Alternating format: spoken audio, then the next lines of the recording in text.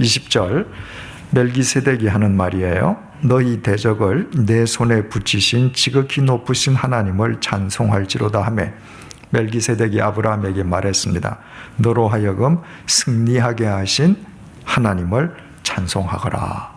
그랬더니 아브라함이 그 얻은 것에서 10분의 1을 멜기세덱에게 주었더라. 그랬더니 아브라함이 얻은 모든 것에서 11조를 멜기세덱에게 바쳤습니다. 여러분, 11조의 의미가 뭐라고 그랬습니까? 내게 있는 모든 것이, 내게 속한 모든 것이 하나님께로부터 왔음을, 하나님께서 주신 것임을 고백하는 증표가 바로 11조라고 했습니다. 아브라함은 자기가 집에서 318명의 사람들을 기르고 마물의 형제들과 동맹을 맺고 자기가 믿음을 삶으로 실천했지만, 그러나 자기 능력으로, 자기가 똑똑해서, 자기가 잘 싸워서 북쪽 내 왕들의 연합군을 이겼다고 절대로 생각하지 않았습니다. 자기는 미물이지만 하나님께서 모든 것을 주관해 주시고 승리하게 해 주셨기 때문에 이겼다는 것을 그는 고백했습니다. 그 믿음으로 10분의 1을 멜기세덱에게 바친 것입니다. 21절 소돔 왕이 아브라함에게 이르되 사람은 내게 보내고 물품은 내가 가지라. 소돔 왕이 아브라함에게 말하기를, 아브라함이 다 사람하고 재물들을 다 되찾아오니까 소돔 사람들은 다 나한테 보내고 재물들은 다 네가 가져라. 아주 인심 쓰듯이 이야기를 했습니다. 그런데 이 당시의 관습은 어떠냐 하면요, 전쟁에서 이긴 자가 노획물을 갖죠. 그 순간부터 소유권이 바뀌는 겁니다. 그러니까 북쪽 연합군의 총 우두머리인 그돌라오멜, 이 사람이 남북 전쟁에서 소돔 사람들과 재물을 다 노획해 갔단 말이죠. 그 순간에 이건 그돌라오멜의 전리품이에요. 그런데 아브라함이 뒤쫓아가서 이거 다 다시 되찾아왔잖아요. 그 순간부터 그 모든 전리품은 아브라함의 소유가 되는 겁니다. 더 이상 소돔 왕은 그 물건과 사람에 대해서 권리가 없습니다. 이 처분권은 아브라함만 가지고 있는 것입니다. 그런데 소돔 왕은 마치 그 처분권이 현재형으로 자기에게 있는 것처럼 아브라함에게 인심을 쓴 거예요. 물질은 다 네가 갖고 사람은 내게 되돌려 보내라. 그러면 아브라함이 취할 수 있는 행동은 언뜻 생각하기에 둘 중에 하나입니다. 소돔 왕이 말했듯이 자 그럼 사람 데리고 가, 물질 이거는 내 거니까 내가 할게 하든가, 아니면 이 무슨 소리야, 이건 다 내 거야, 내 전리품이야, 넌 말하지 말고 그냥 되돌아가. 두 가지 가운데 하나일 것 같아요. 그런데 아브라함은 그 두 길 중에 하나가 아니라 전혀 다른 길을 선택했습니다. 22절 아브라함이 소돔 왕에게 이르되 천지의 주제이시요 지극히 높으신 하나님 여호와께 내가 손을 들어 맹세하노니 네 말이 내가 아브라함으로 치부하게 하였다 할까 하여 내게 속한 것은 실 한 오락이나 들매끈 한 가닥도 내가 가지지 아니하리라. 들매끈은 신발끈이죠. 여기 있는 물건 가운데에서 실오라기 하나나 신발끈 한 가닥도 나는 갖지 않겠다. 하나님 이름으로 맹세하건대 난 안 갖겠다. 왜? 이것을 가지면 네가 스스로 내가 제 부자 되게 해줘서 이렇게 말할 것이기 때문에 난 안 하겠다. 아브라함이 왜 이런 생각을 할까요? 당시의 관습으로는 그 전리품은 다 아브라함 거예요. 그런데도 소돔 왕이 인심 쓰듯이 그건 내 거니까 물질은 네가 가고 사람은 되돌려 보내. 만약 그것을 아브라함이 가졌다고 하십시다. 이런 사람이라면 이 사람은 죽을 때까지 심심하면 저 아브라함은 내가 줘서 부자 됐다 이렇게 하겠죠. 지금 방금 아브라함은 자기가 이긴 승리도 하나님께서 주신 것을 고백하면서 멜기세덱에게 10분의 1을 바친 믿음의 소유자예요. 내게 무엇이 주어지든 이건 하나님께서 주시는 것입니다. 그런데 어떤 인간이 내가 너에게 줬다, 내가 너를 부자해 주게 했다, 이것은 하나님의 영광을 가리는 짓이라고 생각을 했습니다. 그런 것이라면 나는 실 하나라도 받지 않겠다. 철저하게 하나님의 영광을 위해서 노했습니다. 24절, 오직 젊은이들이 먹은 것과 나와 동행한 아넬과 에스골과 마므레의 분깃을 제할지니 그들이 그 분깃을 가질 것이니라. 나는 실 하나 안 갖는다. 그러나 나와 같이 전쟁에 참여한 동맹군, 그들은 받아야 할 분깃을 네가 계산해줘라. 그리고 전쟁에 참여한 젊은이들 318명, 내 권속들, 그 사람들한테도 계산해줄 거 계산해줘라. 그러나 나는 안 받는다. 아브라함은 자기 믿음으로 다른 사람을 순교시키지 않았죠. 여러분들에게 수요 성경 공부하면서 말씀드렸습니다만은, 순교는 자기 믿음으로 자기가 하는 거거든요. 아브라함이 그 엄청난 재물을 다 되돌려 받아와서 그것이 자기 소유임에도 불구하고 하나님의 영광을 위해서 나는 실 한 오라기도 안 갖겠다. 순교 정신이나 마찬가지죠. 순교 믿음이죠. 내가 이런 믿음을 가졌기 때문에 나와 함께 동맹군으로서 전쟁에 참여한 마므레야, 니도 이런 돈 받지 마라. 나하고 전쟁에 참석한 318명 군사들아, 니네들도 이런 돈 받지 마라. 그러지 않았다는 거예요. 너희들은 받아라. 그러나 나는 안 믿겠다. 왜? 이건 내 믿음이니까. 많은 그리스도인들이 자기 믿음으로 남을 죽여요. 그거는 금물입니다. 내 믿음으로는 내가 죽는 거예요. 내가 죽는 것을 보고 성령의 감동하심 속에서 다른 사람이 나를 쫓으면 그도 같이 자기 믿음으로 자기가 죽는 것입니다.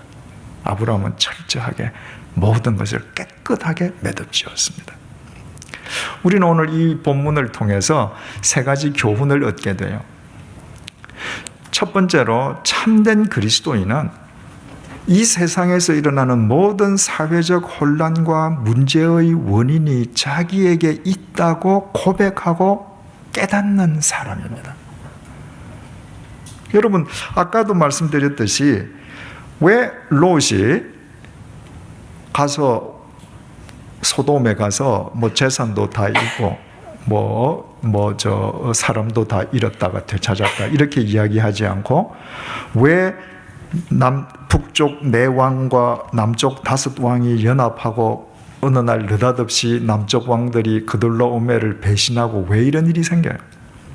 겉으로 보면 왕들의 이야기요, 정치인들의 이야기인 것 같지만 오늘 성경이 이런 사실을 기록해서 우리에게 주는 것은 그 원인의 한 복판에는 롯이 있다는 거예요. 요나가 타고 가던 그 큰 배에 폭풍이 몰아쳤을 때, 그리고 제비를 뽑혀서 자기가 탁 걸렸을 때 요나가 뭐라 그랬습니까? 이 폭풍이 나의 연고로다.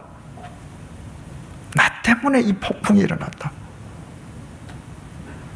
나 한 사람 때문에 국가 간의 전쟁이 터질 수도 있고요. 나 한 사람 때문에 사회적인 혼란이 있을 수도 있고요. 나 한 사람 때문에 국가의 명예가 실추되는 사건이 터질 수도 있어요. 이 세상에서 일어나는 크고 작은 모든 일이 내가 그리스도 안에서 바로 서지 못한 나의 탓임을 깨닫는 그리스도인들이 많아질 때 이 세상은 달라지는 것입니다. 그것을 깨닫는 사람들은 세상 속에서 바른 삶을 추구하지 않을 수 없는 사람들이거든요. 오늘날 이 혼탁한 세상 속에서, 사회적인 혼란 속에서 우리는 대개 어떻게 생각합니까? 대통령이 잘못해서, 정치인들이 잘못해서. 그러나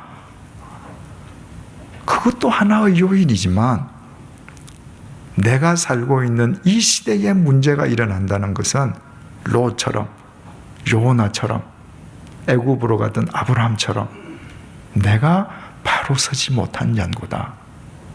이것을 우리는 깨달음으로 우리 한 사람 한 사람이 이 사회를 건강하고 바르게 세우는 조석이 될 수 있어야 하는 것이죠. 두 번째로 우리가 얻을 수 있는 교훈은 내 인생에서 폭풍이 몰아칠 땐 우리는 미련 없이 버릴 것을 버리고 우리의 인생 방향을 바꾸어야 된다는 것입니다. 요나처럼, 아브라함처럼 어떤 경우에도 미련을 두어서는 안 될 것에 미련을 두므로 또다시 인생 폭풍을 맞고 끝내 인생을 무의미하게 소멸하는 롯이 되어서는 안 된다는 것입니다. 마지막 교훈은 우리는 하나님을 믿는 신앙인으로서 무엇을 하든 우리는 하나님의 영광을 드러내는 사람이 되어야 된다는 거예요. 내가 우리 부모님의 자식으로서 부모님의 명예가 내 명예이듯이 내가 내 부모의 명예를 더럽히는 것은 곧 그분의 태에서 나온 내 자신의 인격을 먹칠하는 것이듯이 내가 나의 언행으로 하나님의 영광을 가린다고 하는 것은 바로 그 하나님을 믿고 하나님의 자녀라고 세상을 향해서 공포하는 나 자신을 모독하는 거예요. 내가 정말 하나님을 믿는 신앙인으로서 내 자신을 아낀다면 우리는 누구보다도 우리의 아버지이신 하나님의 영광을 드러낼 수밖에 없습니다.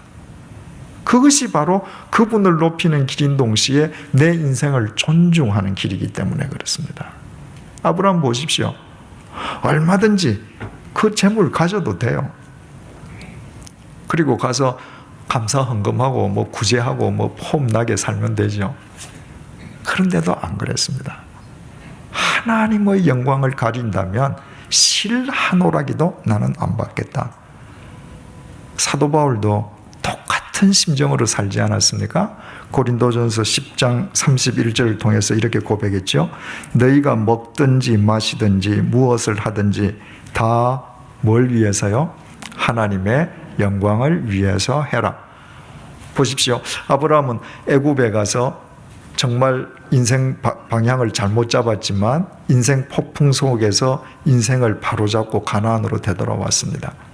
교육적인 하나님의 인도하심 속에서 그가 바른 중심을 가졌을 때 그가 이처럼 하나님의 영광을 드러내는 사람으로 성숙해 간단 말이에요. 그러면 교육적이신 하나님께서 그 아브라함을 부르시고 그가 실수했을 때 한번 붙잡아 주시고 이렇게 세워줬는데 이처럼 당신의 영광을 드러낼 때 여러분 이 아브라함이 얼마나 예뻐 보이겠습니까? 우리가 보기도 예쁜데 하나님 보시기에 얼마나 예쁘겠습니까?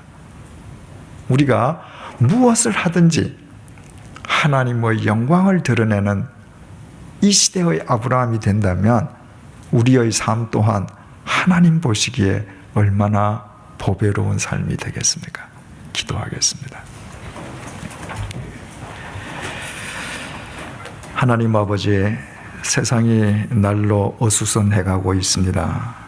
우리는 정부 탓을 합니다. 대통령 탓을 합니다. 정치인들 탓을 합니다. 그러나 하나님, 그것이 나의 연고임을 깨닫게 해주셔서 정말 감사합니다. 이제부터 우리 각자가 우리 자신들을 그리스도 안에서 바로 세우는 삶을 살아가게 도와주시어서 우리 한 사람 한 사람으로 인하여 이 사회가 바르게 세워져가는 귀한 역사가 일어나게 도와주옵소서.